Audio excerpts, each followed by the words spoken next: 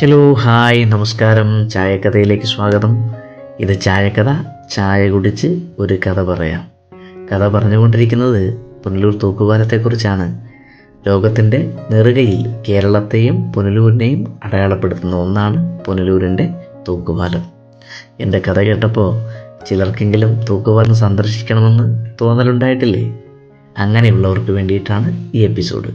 ഏതൊക്കെ വഴികളിലൂടെ പുനലൂരിലേക്ക് എത്തിച്ചേരാം?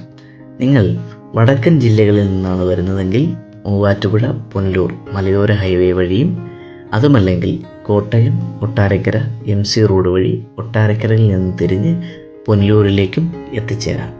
അതല്ല, വടക്കൻ ജില്ലകളിൽ നിന്ന് വരുന്ന നിങ്ങൾ ട്രെയിൻ വഴിയാണ് വരാൻ ഉദ്ദേശിക്കുന്നതെങ്കിൽ ഗുരുവായൂരിൽ നിന്നും പാലരുവി എക്സ്പ്രസ് പുനലൂർ വഴി കടന്നു പോകുന്നുണ്ട്.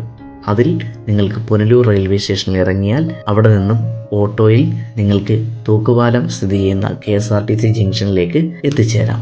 അതുമല്ലെങ്കിൽ നിങ്ങൾ കൊല്ലത്തേക്കോ തിരുവനന്തപുരം ഭാഗത്തേക്കോ പോകുന്ന ട്രെയിനുകളിൽ കയറി കൊല്ലത്തിറങ്ങി പുനലൂരിലേക്കുള്ള പാസഞ്ചർ ട്രെയിനുകൾ, രാവിലെയും വൈകിട്ടേയും പാസഞ്ചർ ട്രെയിനുകളും മറ്റ് ട്രെയിനുകളും കൊണ്ട് അതിൽ നിങ്ങൾക്ക് പുനലൂർ റെയിൽവേ സ്റ്റേഷനിലേക്ക് എത്തിച്ചേരാം.